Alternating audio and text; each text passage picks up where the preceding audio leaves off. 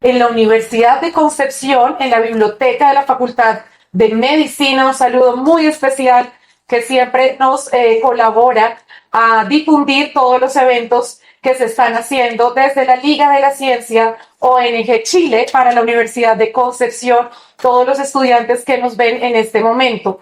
Universidad de Chile, a todos los doctores que están con nosotros en esta mañana, un saludo muy especial que se están conectando, y a la Universidad Austral en el sur del continente, en Punta Arenas, un saludo muy especial a Marcos, jóvenes de Coalición por la Antártida que se están conectando y que nos ayudaron a la difusión del evento.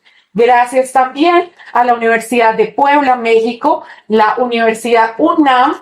Gracias a todos los biólogos marinos que se conectan desde México con nosotros. Instituto Smithsonian, gracias por ayudarnos. También doctora Brigitte Baptiste, un saludo muy especial.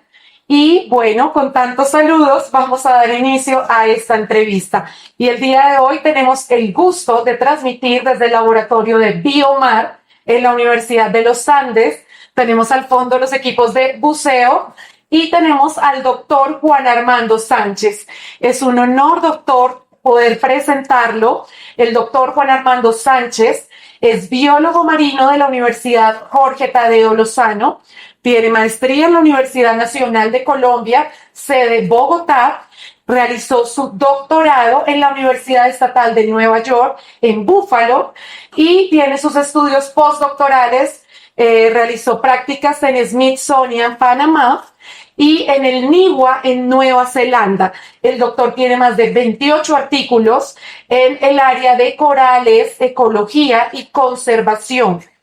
Adicionalmente, tiene este libro que tuve el gusto de leer para preparar esta entrevista y tiene el nombre de la entrevista que vamos a hacer el día de hoy, y es ¿Por qué dependemos de la biodiversidad?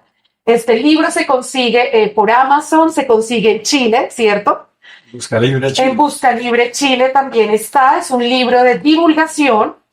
Y pues vamos entonces a dar inicio a esta entrevista, que estará dividida en dos partes, aproximadamente 1 hora y cuarto, 1 hora y 20 de transmisión, donde haremos unas preguntas desde aquí al doctor a partir de este libro para responder esta pregunta: ¿por qué dependemos de la biodiversidad? Y posteriormente daremos paso a Fernando Castillo. Fernando Castillo, quien es candidato a doctorado.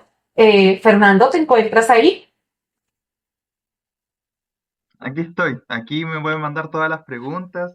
Yo voy a estar muy atentos a sus preguntas y para poder transmitírselas a ustedes desde aquí, desde Chile. Muchas gracias. Fernando Castillo estará muy atento al chat para la segunda parte de esta entrevista. Entonces, vamos a arrancar el día de hoy esta entrevista. Doctor, bienvenido a este espacio. Ana María, muchas gracias y un saludo a la Liga de la Ciencia y a toda la audiencia desde todas partes. Siento pues muy halagado y muy contento de poder hablar de biodiversidad con todos y todas. Bueno, doctor, esta entrevista, como sabes, para público general, ¿no?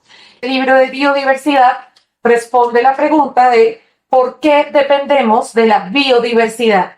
Y para arrancar esta pregunta, para responder esta pregunta, doctor, quisiera arrancar como usted arranca el libro, y el libro arranca haciendo una reflexión de por qué de pronto en Latinoamérica en general, o por lo menos en Colombia, la gente identifica una jirafa, un elefante, un panda gigante, pero cuando se le hablan de especies endémicas, cuando hablamos de un paují, de la tagua, hablamos de unas especies de nosotros, no hay la misma empatía.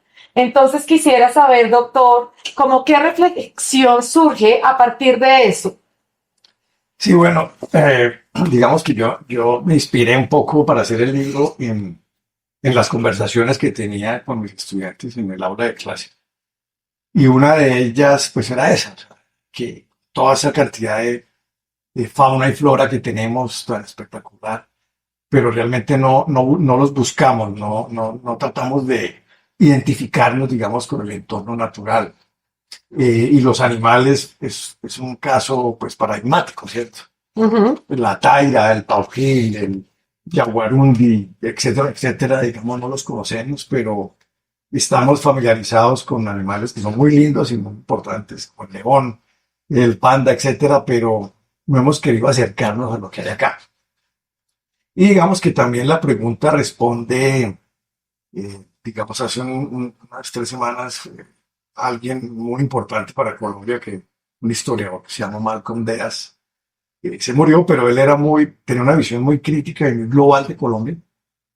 Y él decía, por ejemplo, que a él le interesaba mucho Colombia, pero que deberíamos entender que Colombia era un país bastante irrelevante en el campo económico, político, muchas veces incluso deportivo.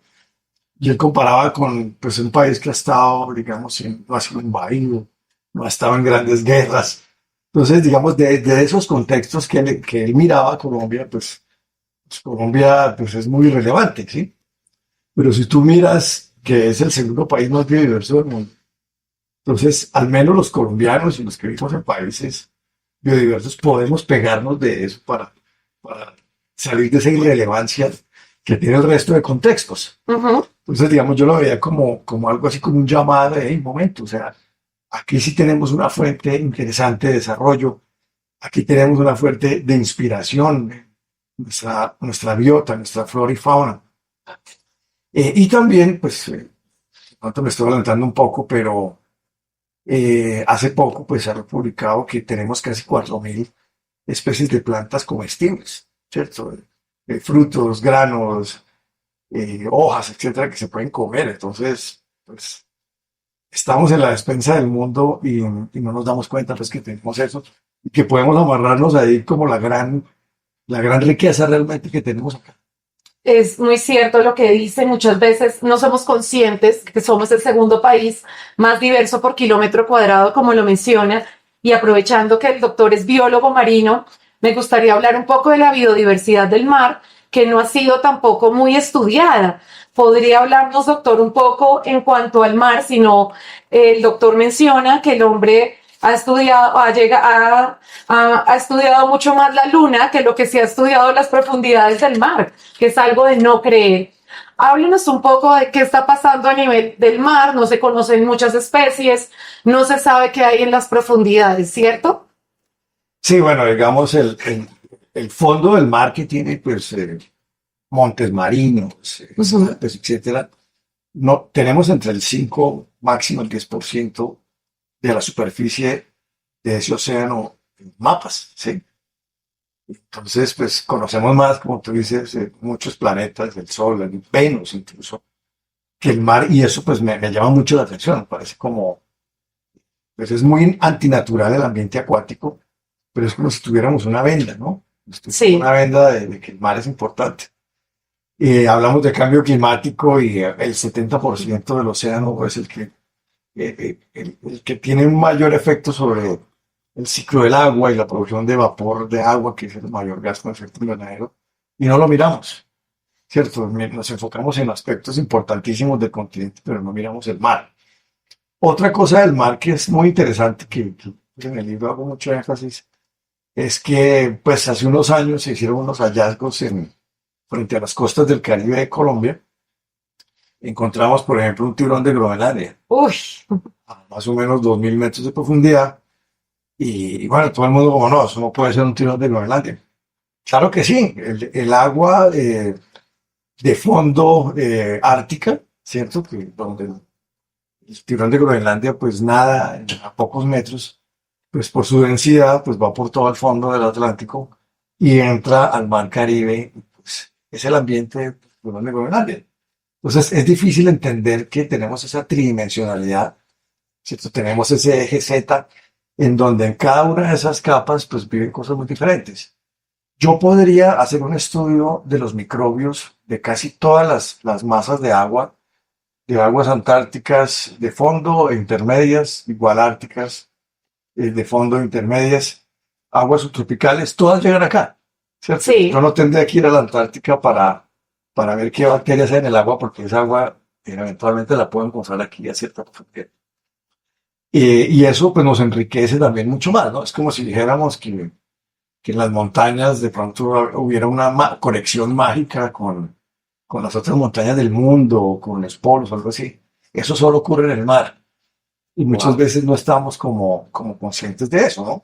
El agua en el Caribe superficial, pues es 28, 30 grados de temperatura, y a 2000 metros ya tenemos 1 grado de temperatura, que es el agua de fondo con el que encontramos el tiburón de Groenlandia, y también encontramos otros cefalópodos también bastante interesantes, y muchos de esos hallazgos se hicieron por pura casualidad, ¿cierto? Ujú. Se estaba buscando, haciendo prospección de hidrocarburos, y algunas empresas pues que han creído en la ciencia abierta pues han compartido las fotografías que se tomaron, y si no fuera por eso pues no sabríamos ni siquiera eso. Increíble.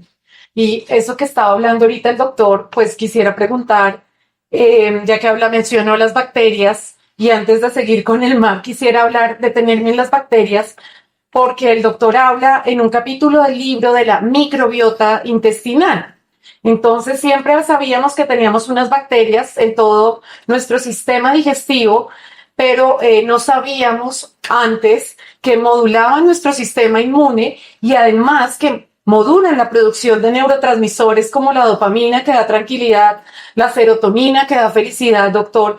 ¿Por qué se ha asociado esas bacterias buenas? Digamos que si ellas están ahí, ¿cierto? Le quitan el espacio a bacterias que pueden causarnos enfermedades o a bacterias patógenas. Y se asocia a enfermedades como Alzheimer, Parkinson, y se asocia a algunos rangos del espectro autista en niños. ¿Podría, doctor, hablarnos un poco de esto? ¿Qué pasa con esas bacterias que menciona el doctor en un capítulo? Cuéntenos un poquito, que es un tema muy interesante por esos trasplantes de heces que ya se están haciendo para tratamiento de enfermedades, que ahí menciona también esta depresión y otras enfermedades. Sí, bueno, esa es una muy buena pregunta y me alegro mucho que la hayas resaltado. Bueno, primero que todas las bacterias pues son el organismo más antiguo con el que convivimos, o sea, ellos están muy cerca de lo bien, de la vida, y han pues colonizado todos los ambientes, todas las formas de vivir, con quimiosíntesis, con fotosíntesis, sin eso, simplemente metabolizando lo que sea. Y digamos que todavía dependemos de ellas, ¿cierto? Es un factor de la biodiversidad del cual también dependemos todos, ya independientemente del país donde vivamos y el contexto que queramos poner. Y es posible que tengamos más tantas células bacterianas con nosotros, ¿cierto? En nuestras mucosas, en los intestinos, en la piel, ¿sí? Que células propias, ¿no? Que son más pequeñas y Ujú. son más numerosas. Eh, yo recuerdo que el contexto en que de niño me hablaban de las bacterias era que eran malas todas, Sí, ¿cierto? Que había que lavarse las manos, que las bacterias se iban a sí. matar, y que una bacteria que yo entrara en contacto me iba a acabar. Y resulta que no es así, ¿cierto? El número de bacterias que son patógenas realmente son la minoría, y las bacterias buenas son la mayoría. Entonces eso es una buena noticia. Y digamos que me interesó mucho la parte de la microbiota, porque es la forma en la cual yo puedo estar conectado con la biodiversidad más cercanamente, ¿sí? Ujú.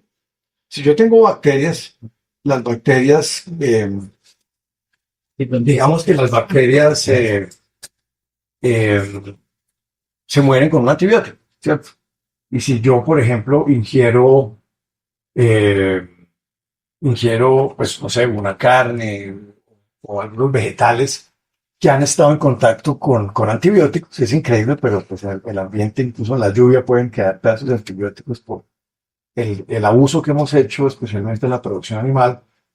Pues esa comida va a llegar y me va a hacer un daño a la microbiota, ¿sí? Ujú. Entonces yo puedo vivir en el sitio más apartado del ambiente natural, pero la comida que estoy ingiriendo, la comida y el agua, ¿cierto?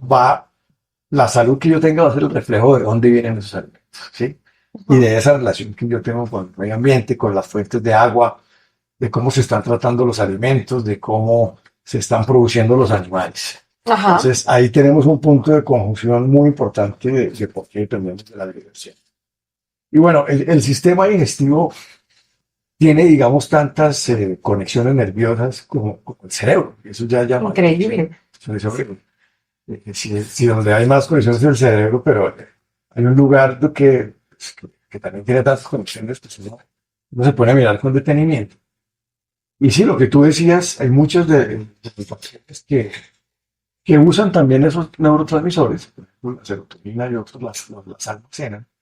Y a la hora de que haya una deficiencia de uno de esos neurotransmisores, hay una comunicación, digamos, ellos nunca van a entrar, digamos, a atravesar, digamos, el lumen intestinal, pero la sustancia sí, ¿sí? Y eso es algo, pues, eso es bellísimo, o sea, entender eso es espectacular. Y bueno, hay la eficiencia de muchos neurotransmisores, pues, está relacionada con, desde un estado de ánimo, eh, a un colon irritable, ¿cierto? Digamos, es una Sí, cosa de dos ay, vías, doctor, es una cosa de de dos vías pronto para el completamente. público que no Sí, entiende, sí, sí. disculpe la interrupción, que no entiende el lenguaje científico, pues que es un neurotransmisor, ¿podría aclararlo? Sí, bueno, los neurotransmisores son sustancias, digamos, que activan ciertas reacciones en el cerebro y en el sistema Ujú. nervioso. Entonces, si yo quiero tener un estado de ánimo, pues yo necesito más serotonina, por ejemplo. Si yo quiero ponerme una meta a largo plazo, ¿no? Yo quiero, no sé, bajar de peso, escribir un libro, necesito dopamina, necesito algo Que me motive. que me motive más a Exacto. largo plazo. Y bueno, van de todo el rango de situaciones. Entonces, está en estudio, pero es posible que muchos de esos, de algunos neurotransmisores los produzcan. Sí, Increíble, no estamos completamente seguros, pero está estudiándose pero está ahora. estudiando. Y eso que menciona el doctor, esas asociaciones que en biología son la simbiosis, donde nosotros le dejamos vivir a la bacteria en nuestro organismo, ella de alguna manera paga como el arriendo, nos ayuda con los nutrientes, nos modula el sistema inmune, de alguna manera también nos ayuda, es una asociación en la que las dos se benefician, un mutualismo. Quisiera preguntar, doctor, ya que usted es experto, esas relaciones se ven en toda la naturaleza donde nos ayudamos mutuamente y una de esas asociaciones que el doctor ha estudiado muchísimo y que también menciona, aparte de las bacterias que estaba hablando intestinales que juegan un papel importante en enfermedades, son los microorganismos que se asocian a los corales, ¿cierto? Que le dan el color al coral, que es la zoosantela. Doctor, cuéntenos un poco qué importancia tienen los corales, esos microorganismos que se asocian a ellos, para hablar un poco más de su énfasis, que es el mar y que es todo este mundo. Sí, en corales, por ejemplo, sí Ujú. sabemos que hay más células bacterianas que el propio coral. Wow, de verdad. Claro que se ha visto pues, Ujú.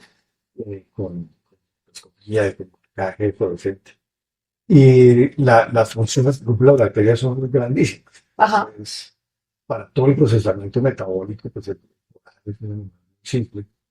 De acuerdo a la dieta que escoja un coral, eh, él va a tener una comunidad microbiana que le ayuda a procesar, digamos, material orgánico o a procesar lo que organismos fotosintéticos que el elemento coral está produciendo y que no son tan fáciles de asimilar directamente.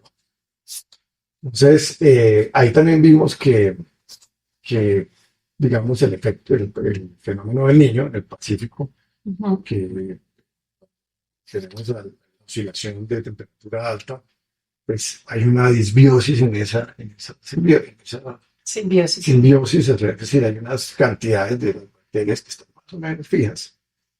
Entonces, cuando eso se altera, algunos componentes que son como oportunistas o raros en la microbiota aumentan su abundancia y digamos que el coral se enferma, ¿sí? Ujú. Él se puede recuperar, ¿cierto? Eso también lo estamos estudiando. Él puede buscar bacterias parecidas que soporten mejor la temperatura y que le suplan la función. Pero los que no se pueden, pues pueden enfermarse, pueden tener pedazos de mortalidad en su tejido. Y eso lo llamamos, pues eso tiene un término que se llama disbiosis, y eso también le pasa a los seres humanos. O sea que nosotros perdemos esa relación, entre comillas, armoniosa con nuestras bacterias y ahí es cuando surgen enfermedades que el doctor decía como colon irritable, que Eso. puede ser también de origen, o sea, tiene una relación las bacterias y las emociones Exacto. en Puede nuestro cuerpo. ser, puede ser, es completamente de dos vías, digamos, del cerebro y el tracto digestivo. Y digamos que las disbiosis son un desafío, un reto muy grande médico, porque no todas las disbiosis son iguales, Wow. ¿cierto? Ahí yo mencionaba, hay una cita muy bonita Karenina de León Tolstoy que dice que todas las familias felices se parecen en su felicidad, Sí, pero las familias infelices todas tienen como infelicidades muy diferentes. sí. Entonces las disbiosis son eso, son en un paciente pueden haber unas bacterias que ahora se posesionaron de su intestino y en otros puede haber otras. Entonces es difícil como decir, no, esto es porque tal patógeno, esto sí, No es tan fácil. no es tan fácil. Pero el- lo que provocó esa disbiosis de pronto sí tiene que ver con algo, ¿cierto? Una dieta muy mala, una dieta muy alta, por ejemplo, Ok. en algunos tipos de grasas, ¿cierto? Ujú. Que van cubriendo, digamos, el lumen, el tracto digestivo y que no tienen fibras, porque muchas de estas bacterias buenas consumen fibras que nosotros no son consumibles. Ujú. Ellas sí las consumen y nos dan pues, esos beneficios. Entonces, por ejemplo, pues todo lo que son vegetales que tengan fibra. Y frutas Exacto. las benefician a ellas. Interesantísimo todo este campo que hay por estudiar de las enfermedades y las bacterias que tenemos en el tracto intestinal. No, y en la naturaleza se ven todas esas relaciones, como lo mencionaba el doctor. Los corales hacen asociaciones, ¿cierto? Y esas asociaciones también le permiten al coral sobrevivir. Y de pronto el público, hablando antes de empezar esta entrevista, decíamos de esos corales que son el 1% aproximadamente, esas barreras coralinas, pero que se encuentra una gran cantidad de especies del mar, doctor. ¿Qué podemos hacer de pronto ahorita que el doctor mencionaba frente al calentamiento global que produce ese blanqueamiento del coral, que hace que el coral se muera? ¿Qué podemos de pronto, qué podemos hacer, cómo podemos contribuir de pronto desde casa para ayudar? Porque esto es un problema.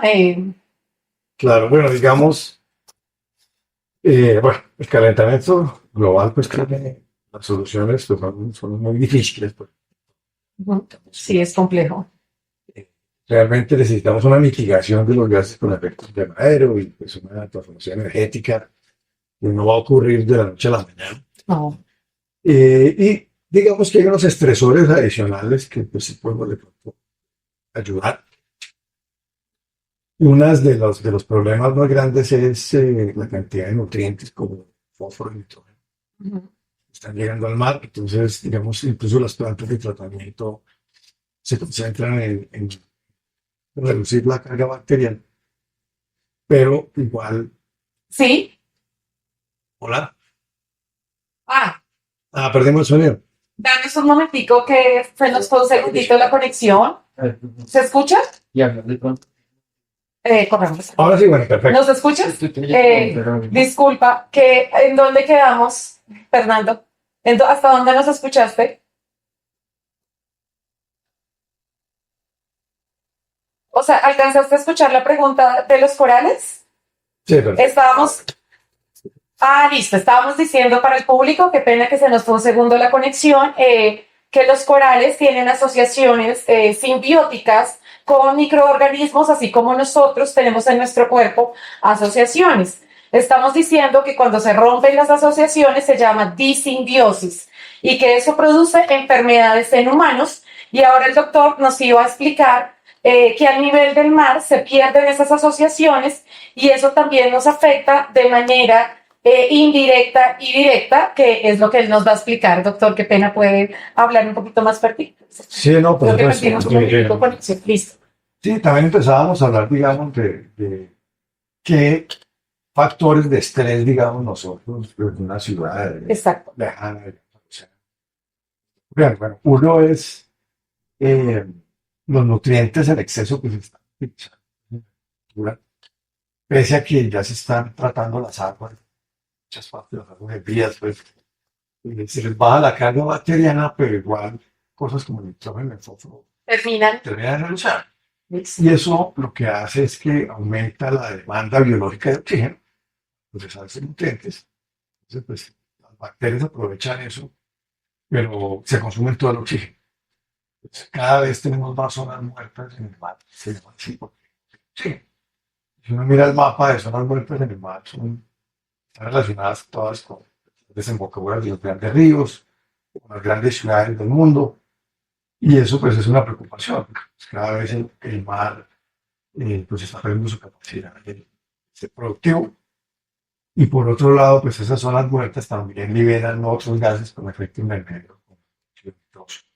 Ujú. Entonces, pues es cientos de veces más potente que el CO2, ¿no? Sí. A veces nos enfocamos sobre el CO2 y la historia es más importante que eso. Por otro lado, digamos, tenemos también un abuso de los plásticos. Ujú. Es difícil, entonces, digamos, en la ropa, por ejemplo, hay mucha ropa que tiene plástico.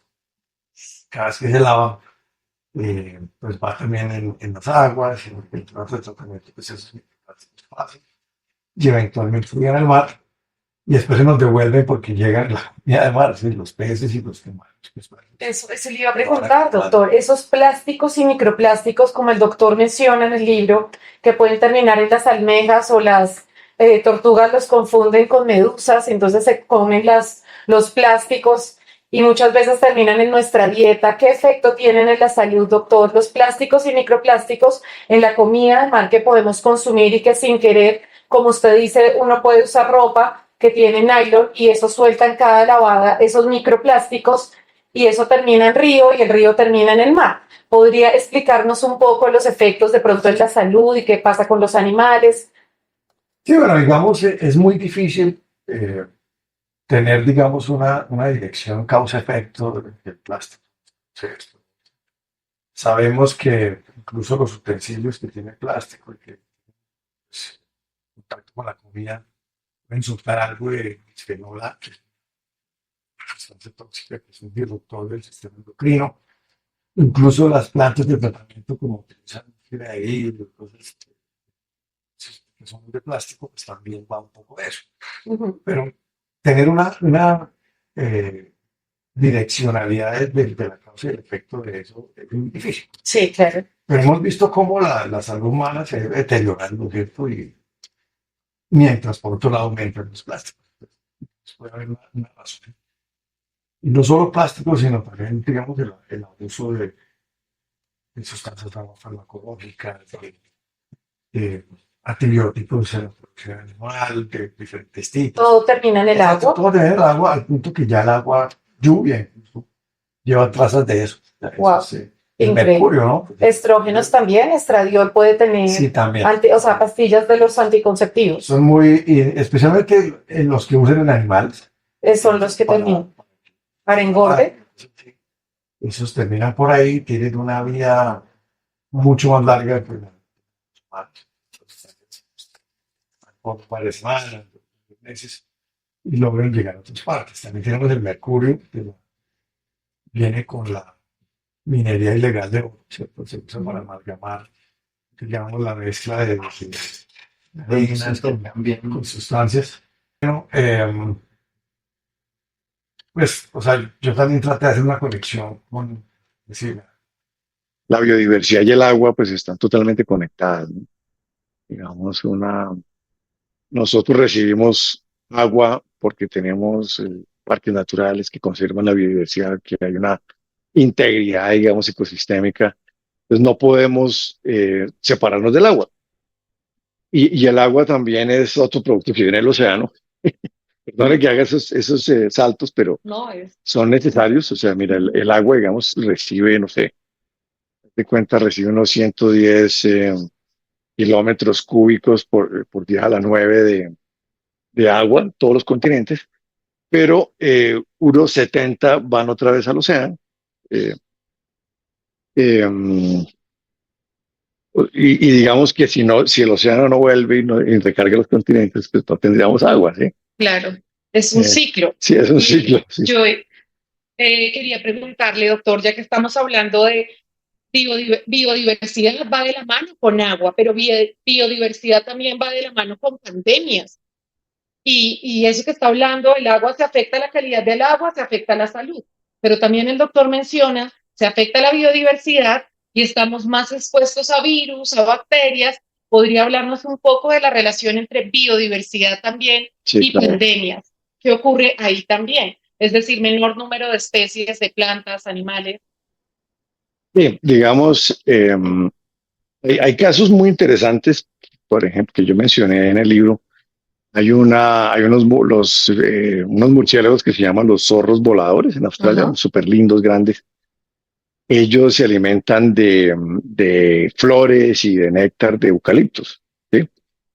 Y en algunos años donde eh, hubo una gran sequía o algo así y estos árboles no produjeron pues tantas flores, pues los zorros voladores empezaron a meterse en las granjas en la zona de Queensland y ellos tienen pues ya todo el mundo familiarizado con el término de que son asintomáticos y cosas así, entonces tiene una carga de virus que como genipavirus y cosas así que son asintomáticos para ellos, pero al estar bajo estrés alimenticio, hídrico, pues a tener esta carencia de alimento, el sistema inmune se deprime y las poblaciones de los virus aumentan varios órdenes de magnitud. Entonces llegaron a granjas, contaminaron animales, caballos, cerdos, y de ahí de los caballos pasaron a algunas personas. Y hubo brotes muy pequeñitos, pero fueron como el 70% de mortalidad. O sea, Increíble. gravísimo. ¿Sí? Entonces, ahora que estamos nosotros, pues cada vez estamos, los ecosistemas naturales están bajo fuego, se están Ujú. alterando, están cambiando por agrosistemas, por palma de aceite, especialmente en muchas partes, o ganadería. Pues estamos afectando, digamos, muchos de los animales que tienen estos virus. Nos estamos acercando también. Yo menciono uno que me llama la atención porque hay unos, creo que son hantavirus, que están asociados con roedores. Y en Colombia se han encontrado, por ejemplo, en Antioquia, en la costa Caribe, asociados a roedores, unos de esos virus, en una localidad que se llama Necoclí, que de hecho es un lugar donde hay una crisis migratoria, Sí. porque de ahí migrantes buscan botes para cruzar hacia Panamá y han estado hasta 10.000 personas Oh, asesinadas en esta población. Entonces yo decía, uy, o sea, los ingredientes fatales pues para que haya eh, cierto, una zoonosis, ¿cierto? Que se claro, desborde. Pues estamos, o sea, es decir, eso. eso puede ocurrir y hay que tenerlo ahí presente, ¿no? Hay Presente. que Y tenerlo eso el presente. doctor sí lo menciona en un capítulo que pues me gustaría, digamos, el doctor habla también cómo podemos mitigar nosotros, o sea, en términos de desarrollo sostenible, qué podemos hacer para ayudar a la biodiversidad, doctor, para ya dar paso en unos minutos a Fernando, qué podemos hacer desde los hogares o qué podemos hacer para mitigar todos estos problemas ambientales que existen en el momento. Digamos que si bien Colombia tiene una ventaja, específicamente Bogotá, tenemos agua de los páramos, ¿cierto? Nuestro acueducto en muchas zonas de Bogotá tiene agua de páramo, digamos que por ese lado tenemos una ventaja grande, pero no todos los países de Latinoamérica tienen esa ventaja y digamos que tienen todos estos problemas que estábamos hablando del agua. Adicional a esto se relaciona con microplásticos, enfermedades, todo esto, ¿cierto? Entonces, doctor, me gustaría, antes de dar paso a Fernando en Chile, que nos indique qué podemos hacer frente a todos estos problemas. Pandemias se relacionan con biodiversidad, todo esto, ¿qué podemos hacer nosotros desde la casa para mitigar un poco? ¿O qué podemos hacer en términos de desarrollo sostenible, cosas de pronto que sean realistas, que podamos hacer en Latinoamérica con los contextos que tenemos tanto en Chile, de pronto en Colombia, México, que nos está viendo en este momento? ¿Qué podríamos hacer, doctor? ¿Qué nos recomienda? Porque son muchos problemas ambientales Y que hay en este momento. bueno, digamos, es una pregunta muy difícil, es un reto, Sí, pero claro que podemos hacer cosas. como. Nuestro consumo tiene un efecto muy fuerte en el mercado. Ujú. Entonces, si yo consumo animales orgánicos, si yo consumo de mercados campesinos, eventualmente estoy teniendo un impacto muy importante, digamos, en el ambiente. Si yo prefiero las fibras naturales, si yo prefiero no, reusar los plásticos por lo menos o usar otros materiales, ahí estoy teniendo un impacto. Por otro lado, las ciudades tienen que cambiar, ¿cierto? Ujú. Estamos llenándonos, tenemos ciudades que son áridos, son desiertos. Si yo pusiera una pequeña planta que tenga 5 hojas en cada apartamento de Bogotá, te lo juro que la ciudad sería 1 o 2 grados más fresca. Increíble. Tendría un mejor aire. Entonces, ¿por qué no pensamos en volver a las ciudades en lugares más verdes, ¿cierto? Ujú. Algo de eso estamos tratando de investigar, de plantas que crecen muy rápido, enredaderas que proveen hojas con las cuales se puede alimentar uno, ¿cierto? Pueden producir frutos también, pueden embellecer, digamos, nuestras ciudades, y eso, pues, mejora nuestra calidad de vida. Increíble. Entonces, pues, digamos, el mensaje más allá de todo es cambiar la actitud, ¿cierto? Tenemos una fuente de desarrollo sostenible infinita, casi que es la Sí. biodiversidad. Entonces, cambiemos la actitud, acerquémonos, y miremos cómo podemos cada vez, digamos, involucrarla en todo lo que es el desarrollo. Y ese cambio de actitud, el doctor lo menciona en el libro, también es conocer lo nuestro, conocer lo de Latinoamérica y valorarlo, porque a veces, como arrancamos la entrevista, sabemos más de las especies de África, es increíble, todo el mundo conoce una jirafa, pero nadie sabe que es un paubil y nadie conoce ese pájaro, nadie sabe de los animales que existen acá en Latinoamérica, entonces es algo que hay que también, es importante, ¿no? Desde la educación. Entonces, doctor, de verdad, quisiera en este momento, doctor, que dar paso a Fernando Castillo. Fernando, tenemos tiempo todavía. Cuando quieras, te escuchamos. Bueno, aquí estamos desde Chile. Un gusto, doctor. Gracias por aceptar esta entrevista. Estamos muy felices Gusto. por haberle escuchado.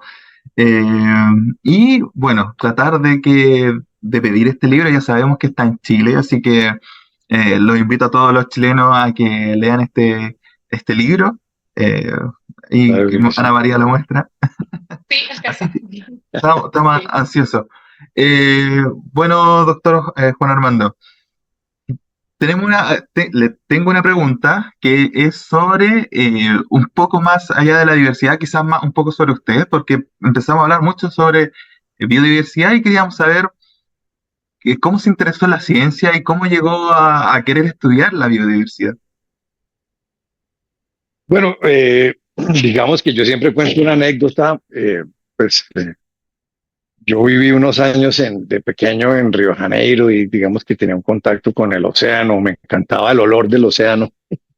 Quería saber de qué se trataba. Después me di cuenta que el olor del océano es en donde se condensan las nubes, cosas así. Y alguna vez estábamos en una isla del Caribe que se llama San Andrés, y mi mamá me mostró un pedazo de abanico de mar. Y yo le pregunté qué es eso. No, esto es un animal que forma ese esqueleto. Y yo lo vi y me pareció, dije, no, esto es una cosa supremamente misteriosa. O sea, el mar está lleno de misterios. Y bueno, los científicos estudiamos misterios, ¿cierto? Sí. A nosotros nos mueve estudiar los misterios. Y hace poco escuché por ahí también a este Yuval Noé Harari, Ah, Harari. que él decía que el descubrimiento científico más importante de todos, ¿sí? No es el bosón de Higgs o algo así, sino es que nos sentimos en un mar de ignorancia, ¿cierto? Sentirnos ignorantes nos mueve a tratar de aprender más. Entonces yo decía, uy, necesito saber más de lo que está pasando en el océano porque es demasiado misterioso. Entonces de ahí salió mi interés por la ciencia. Wow, increíble. Fernando. ¿Los Súper, escuchas? sí, sí, sí lo escucho, se Sí. escuchó muy bien la respuesta.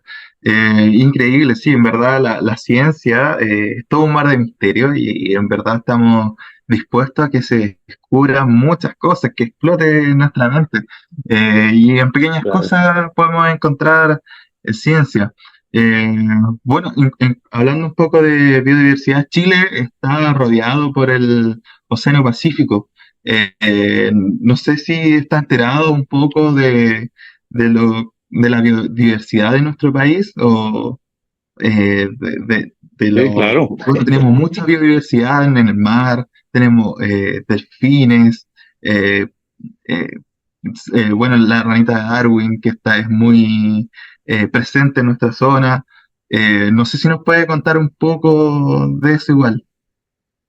Bueno, digamos, conozco dos casos muy interesantes. Los octocorales, los corales suaves que viven en la costa. Ujú.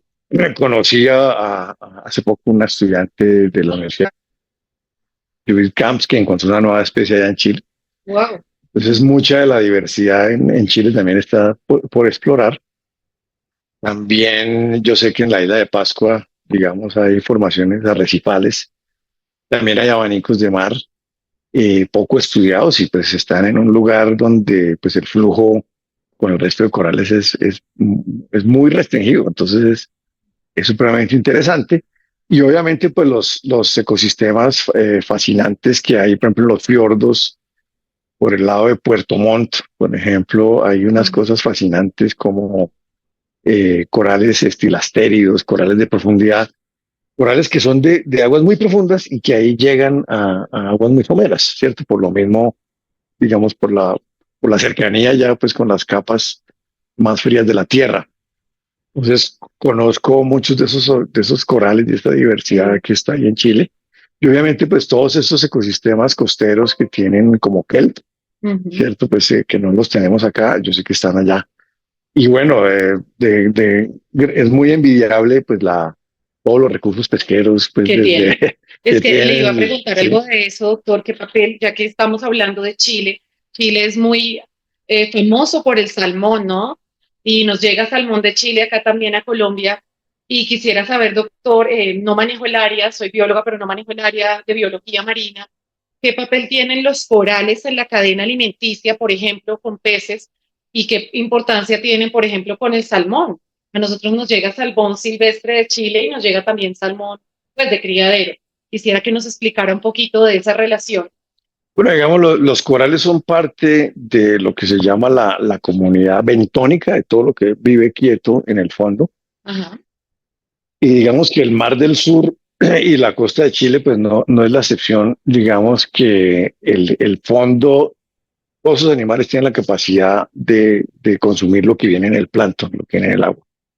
Y eso acopla, digamos, acopla y deja recursos, digamos, constantemente que vienen en el agua, los deja en el fondo.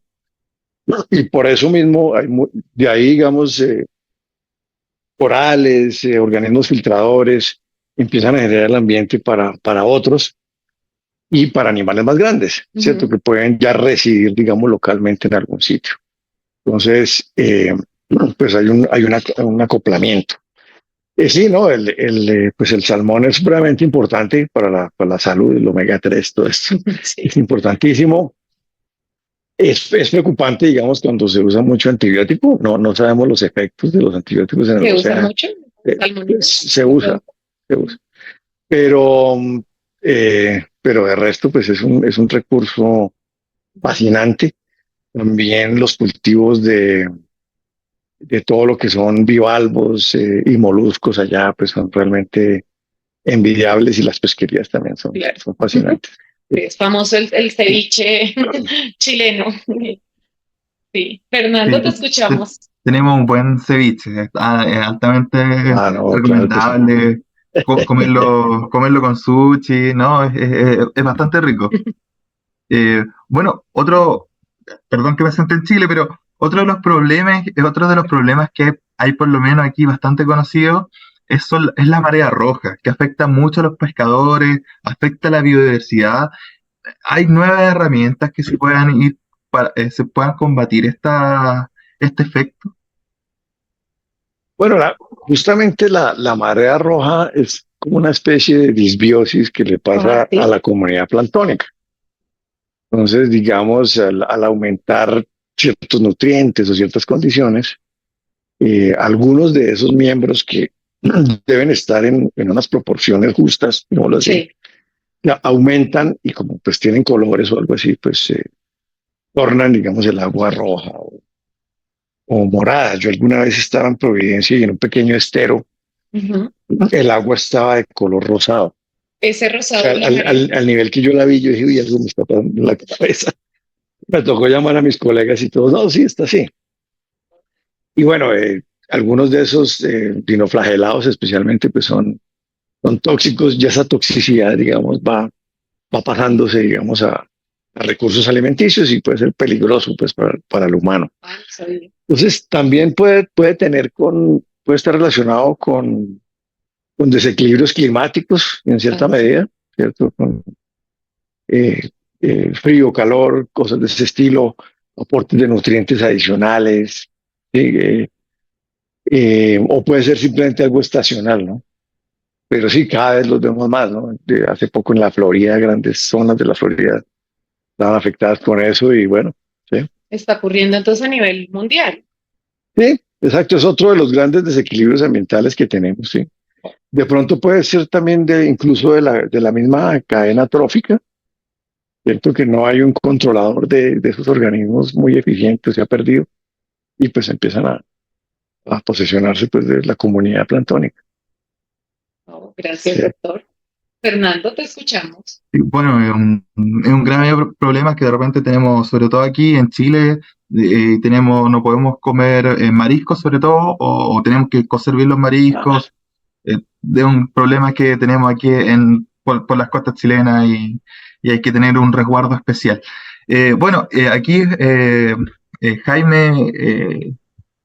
Jaime Salcedo pregunta, buenas tardes, doctor Armando. A nivel evolutivo es muy importante la biodiversidad para abrir nuevos caminos de adaptación. Cuando afecta el planeta y reducimos la biodiversidad, ¿cuáles pueden ser los efectos? Muy buena pregunta. Pues claramente, digamos, la biodiversidad es el fruto pues, de- de la evolución, ¿cierto? De la selección natural, adaptando a organismos y especialmente organismos que fueron capaces de vivir un solo ambiente, bien, alguna organización que costó mucho trabajo lograrla. No, pues degradar la biodiversidad pues nos va a incidir directamente, ¿no? No sé si haya una relación, digamos, con las mareas rojas, por ejemplo, y algo que esté faltando en el ecosistema, por ejemplo, puede ser. Y eso nos afecta directamente. Nosotros, por ejemplo, un problema, digamos, que afecta mucho la biodiversidad son las especies invasoras. Entonces, tenemos una planta, por ejemplo, que se llama el retamo espinoso, que se trajo para tratar de secar humedales, pues un gran error. Pero esta planta prende fuego muy fácil y es la manera como trata de deshacerse de sus competidoras, porque sus raíces quedan ilesas y posterior a que produce fuego empieza a crecer rápidamente, ¿cierto? Entonces se va posicionando y tratar de erradicarla pues es muy difícil, ¿sí? Entonces todos los problemas que afectan a la biodiversidad eventualmente se nos van a devolver. Claro. Entonces hay que mirar bien si lo de la marea roja tiene ese sentido. Ahora que están aumentando los juegos, ¿cierto? Uy, Es sí. posible que estén involucradas ahí especies invasoras o que estamos volviendo los ecosistemas, perdiendo, digamos, la capacidad de los ecosistemas para que retengan agua. Entonces, transformar un bosque que tiene por el orden de 100 o más toneladas de biomasa por hectárea a una pradera que tiene unos cuantos kilos de biomasa por hectárea, pues eso nos va a dar unos problemas muy grandes. Va a afectar el clima, va a afectar el ciclo del agua, el ciclo del nitrógeno, todo, ¿no? Increíble. Muy buena pregunta. Fernando. Bueno, aquí en Chile igual tenemos ese problema de las especies invasoras. Bueno, en el verano, por las grandes plantaciones de monocultivos de pino, eucalipto, tenemos muchos incendios forestales. eh, el verano pasado en esta zona, especialmente en la región del Biobío, hay muchas plantaciones y, bueno, como se vio afectado en Estados Unidos ahora en este verano, en nuestro verano tenemos varios de esos problemas. También por ejemplo, en el sur de Chile, más al sur de Chile, llegaron castores. También es un tremendo problema porque los castores no son nativos de Chile, y ahora se transformaron en plaga porque básicamente no tienen depredadores. Así que tenemos un tremendo problema con las especies invasoras. Me imagino que hay en todo ámbito y eso ya se está afectando a nivel mundial. Claro, y el castor, pues, es todo un ingeniero del ecosistema haciendo diques y cosas, y pues el cambio es enorme. Sí, sí, sí, sí me enteré de ese caso que me parece paradójico, pero el caso más paradójico de una especie invasora solo ocurre en Macondo. Macondo es una metáfora de lo que es Colombia y pues todas las cosas extrañas que pasan acá. Aquí se liberaron tres hembras y un macho de hipopótamo, de la especie hipopótamo que es más grande, y hoy en día tenemos 120 hipopótamos. Sí. Ya se expandieron pues, más de 200 kilómetros de su lugar de origen. Es un animal que puede llegar a tener 4 toneladas y pues tiene, no sé, 40, 50 kilos de heces todos los días están llegando al agua. Bueno, es un programa muy serio porque, pues, por otro lado, deshacerse más de 100 de ellos es difícil, pues genera, genera una percepción en el público pues, de dilema, ¿cierto? De dilema porque, pues, no podemos ir a acribillarlos, pero necesitamos deshacernos de ellos de alguna forma. Entonces, digamos, tenemos problemas gravísimos con las especies invasoras. ¿Qué va a pasar con esos hipopótamos? ¿Te ha dicho algo? Sí, no, pues hay que erradicarlos de Sí. diferentes formas y incluso la eutanasia pues tiene que ser una de ellas porque pues, En una especie invasora. porque es difícil, ¿no? Y entonces pues estamos llegando cada vez a decisiones muy difíciles. Me imagino que los castores También. tampoco va a ser una fácil, encontrarlos no es fácil. Pero ese tipo de reflexiones nos van a ayudar a ser más cuidadosos con eso, ¿no? A tener ese cuidado y es el momento, pues, digamos, de frenar futuras invasiones. Hasta hace unos años, por ejemplo, se daban licencias ambientales para introducir, no sé, caracoles y cosas así, que hoy en día son invasores. Sí. Entonces, no podemos volver a permitir eso. ¿Sí? Y creo que estamos aún más o menos a tiempo. De evitar. Sí. Bueno, hace poco acá en Chile igual tuvimos una noticia del caracol africano que se había traído, así que no, es un tremendo problema que ojalá se regule. Estela Aranguren nos pregunta ¿cómo se forman los corales? Una interesante pregunta. Bueno, esa es, digamos, el coral es algo, es una colonia de pólipos diminutos, ¿cierto? Es decir, cada pólipo es un organismo que parece como una manito, Sí. que tiene una cavidad, es muy simple, es una cavidad oral, que es su boca y su ano, digámoslo así. La boca y el ano es el mismo. Es el mismo, sí. Y digamos que él está tratando de filtrar partículas del agua. Pero digamos, se van conectando unos a otros y los corales que depositan carbonato de calcio, pues digamos que el carbonato de calcio es como un esqueleto rugoso y esponjoso para que él durante el día se esconda.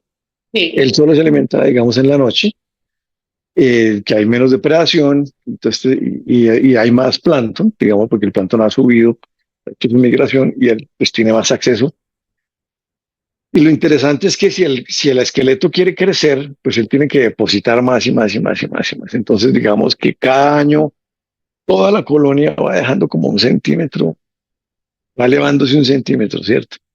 Y eso ha generado pues unas estructuras biogénicas increíblemente grandes. Pese a que es la construcción diminuta pues, de una colonia, la Gran Barrera de Australia pues tendría la longitud que sería, si la ponemos aquí en Sudamérica, pues sería como ir de Bogotá a Santiago de Chile, de corales, ¿cierto? Y más o menos unos 200 kilómetros de espesor también, donde están los diferentes bajos. Los Alpes en Europa son arrecifes fósiles y el mármol de Carrara en Italia. Pues yo creo que toda la gran parte de México gran parte de las costas caribeñas de Colombia, de la isla de Cuba, de todo eso, es arrecife coralino fósil, ¿sí? Wow. Entonces tienen la Florida, la península de la Florida, tienen una enorme importancia porque genera las estructuras biogénicas más grandes del planeta. Increíble. Por, por, un, por el crecimiento de un pólipo diminuto que al dividirse pues, va depositando carbonato de calcio. Wow. Bueno, aunque ya nos adelantó un poco, pero también nos pregunta, ¿qué permite que la biodiversidad prospere en los arrecifes de coral? Bueno, digamos que eh, el arrecife de coral es un oasis en el desierto, ¿cierto? Los mares tropicales, por ser cálidos, retienen muy poco los nutrientes. Entonces, los nutrientes son bajísimos. Y como el agua es transparente, ¿cierto? En estos desiertos oceánicos, es muy buena para la fotosíntesis. Entonces, estos corales han involucrado microalgas, más o menos unos 5 millones de microalgas por centímetro cuadrado. Y como esas algas no encontrarían, digamos, en Chile hay nutrientes en el agua, entonces las algas están en el agua, ¿cierto? Sí. Aprovechando los nutrientes. Aquí el agua no tiene nutrientes, pero si viven dentro del coral, los desechos del metabolismo del coral, el CO2, Lo aprovecho. el amonio, lo aprovechan y con la fotosíntesis, pues, para-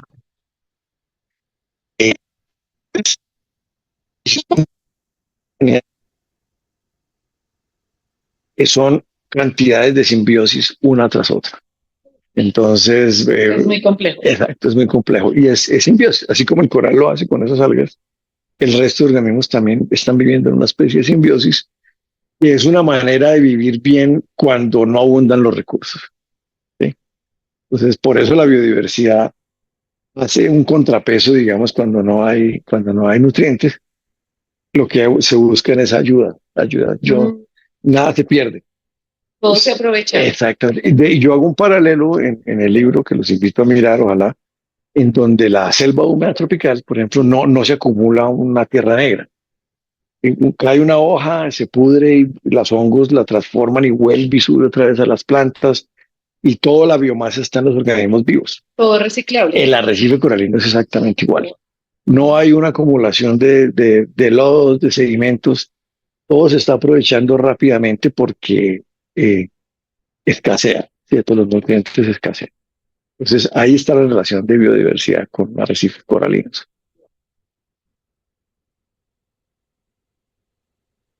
Está silenciado, pero muy interesante cómo funciona toda la biodiversidad.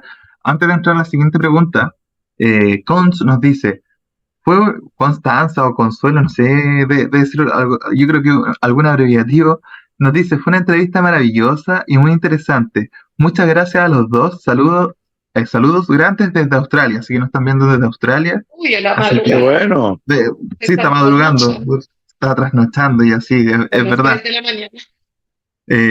Juan nos pregunta, ¿por qué se puede decir que el coral es un animal? ¿Qué características lo identifican de esa manera?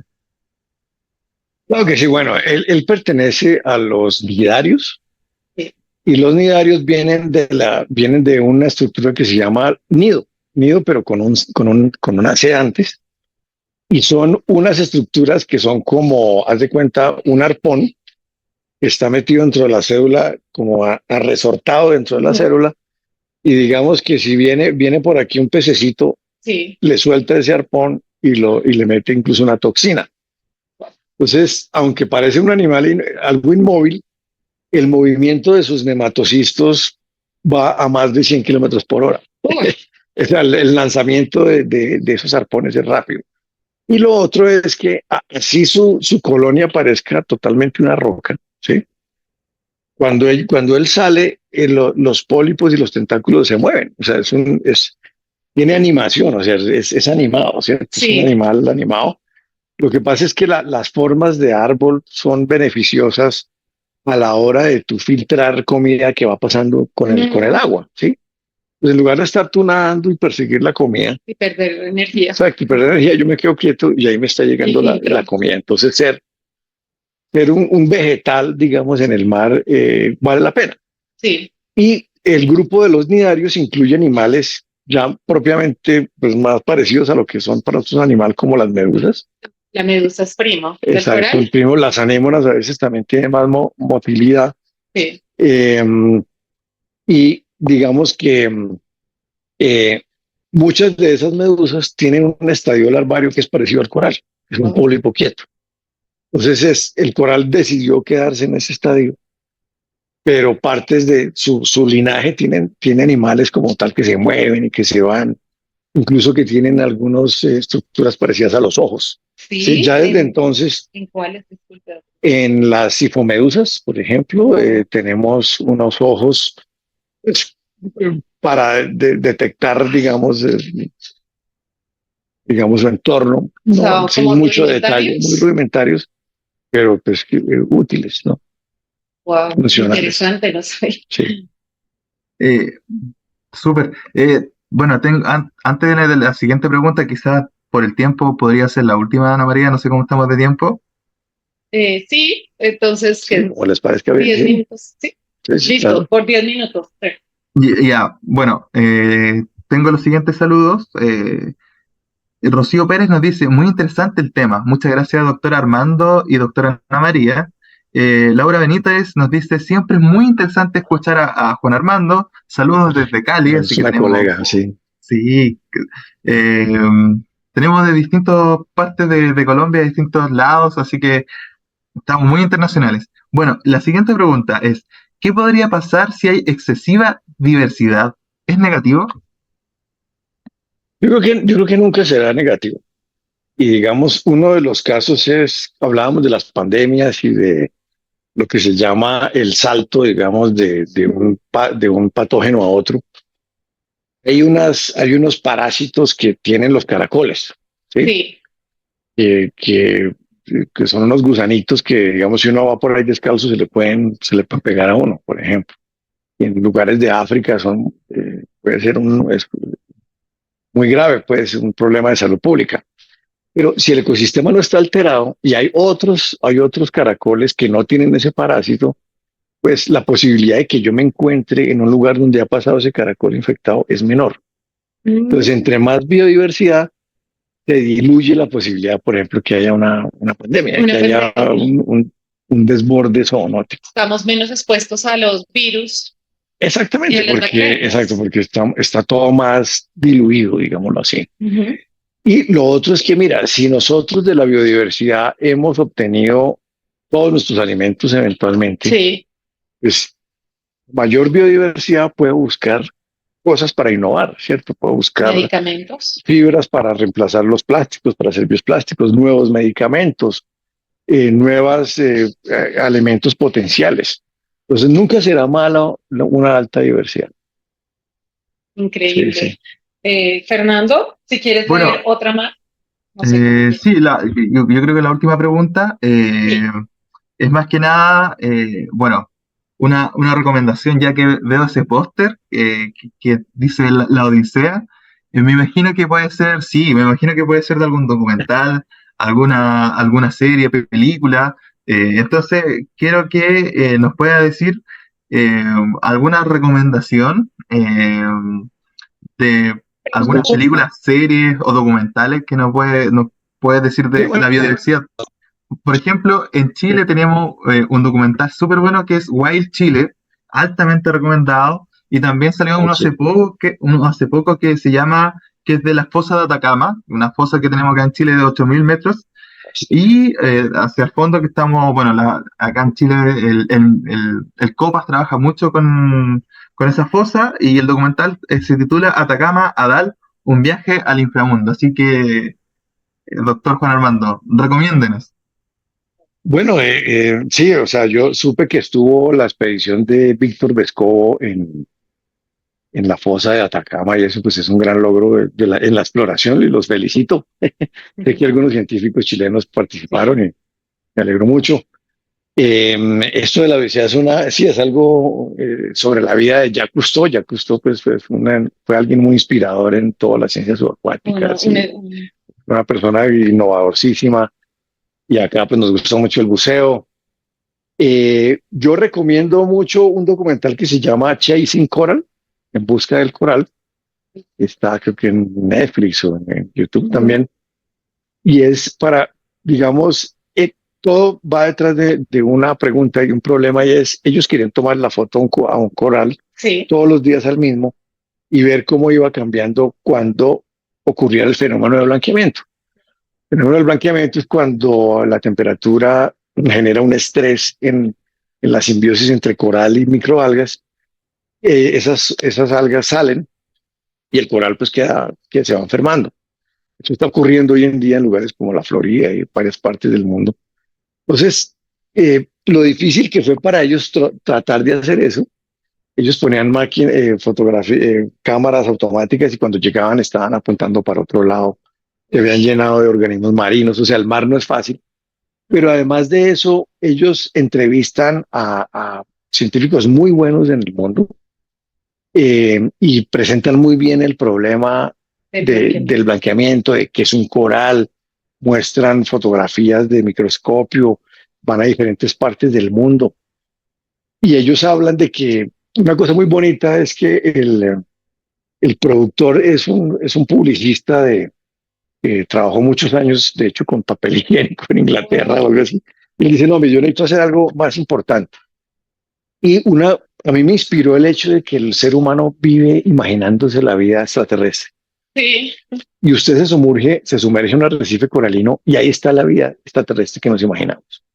Son esos organismos que si le pones una luz ultravioleta van a florecer y que son plantas, que son animales. Entonces, esa es la invitación que les hago.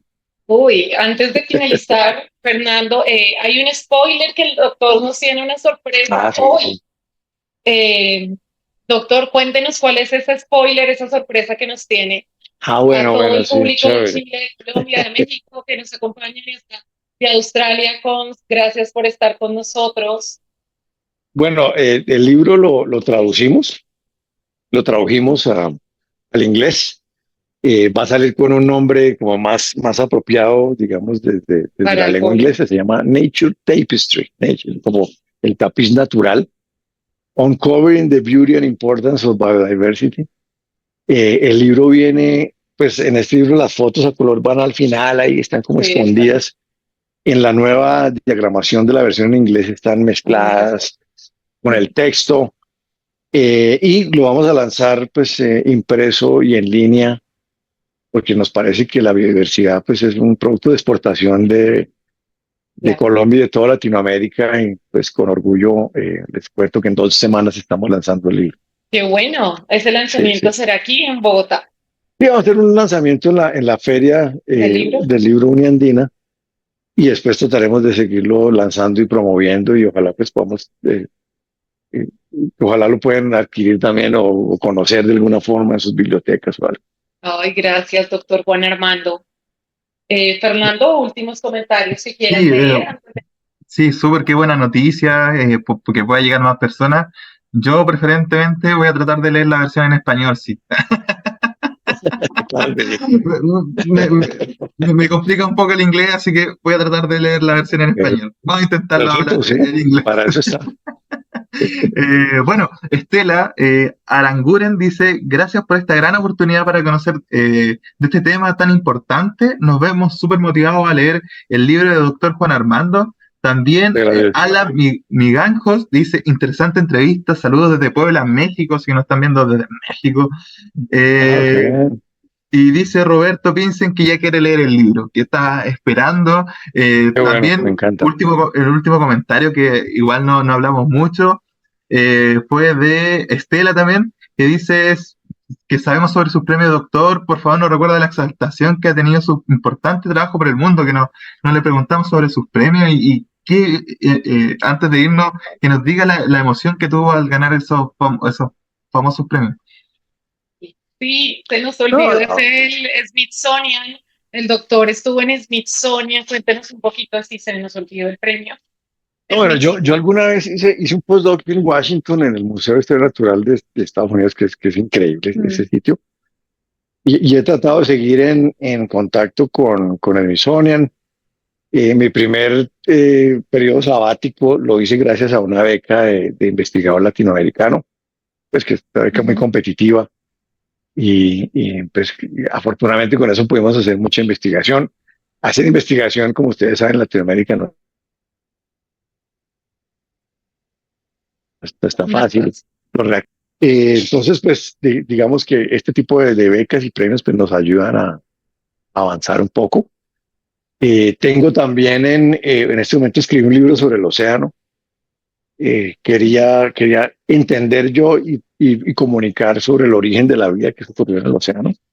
Entonces, eso es como el punto central del libro. Y ese libro lo tengo por ahí sometido a un concurso. Vamos a ver si les puedo tener una buena noticia en un par de veces.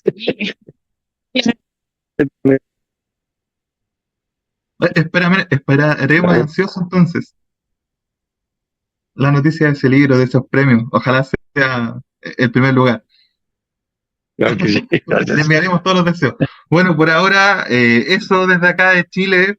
Eso han sido las preguntas. Muchas gracias, doctor Juan Armando, eh, por participar en esta entrevista. Estamos muy felices. Así que de Gracias. verdad le agradecemos mucho que se haya dado un espacio junto a nosotros. Ay, muchísimas gracias, doctor. No, muchas Extiendo gracias. la gratitud desde la Universidad de Concepción, Chile. Se me olvidó, Fer, un saludo que nos escribieron de la Universidad de la UBA, de la Universidad de Buenos Aires, Argentina, y a mí se me pasó por completo, qué pena. Eh, Allá se iban a conectar también con nosotros. Un saludo muy, muy especial al laboratorio de bioestadística del doctor Adrián Turhaski, que estaba muy pendiente de esta entrevista y se nos pasó el saludo, pero me acordé ahorita del saludo para Argentina y el laboratorio de bioestadística de la UBA, que hacen muchos estudios y estaban pendientes de la entrevista. Pero bueno, muchas gracias y encantadísimo. Bueno, Claro que sí. gracias a todo el público que se conectó en esta tarde ya en Colombia y en el sur del continente. Un saludo muy fraternal desde el laboratorio de Biomar, eh, Colombia, y a todos los estudiantes que se conectaron. Gracias. Esta entrevista quedará en el canal de YouTube de la Liga de la Ciencia ONG Chile para la Universidad de Concepción y todo el público de Latinoamérica. Gracias a todo el público que se conectó. Adiós.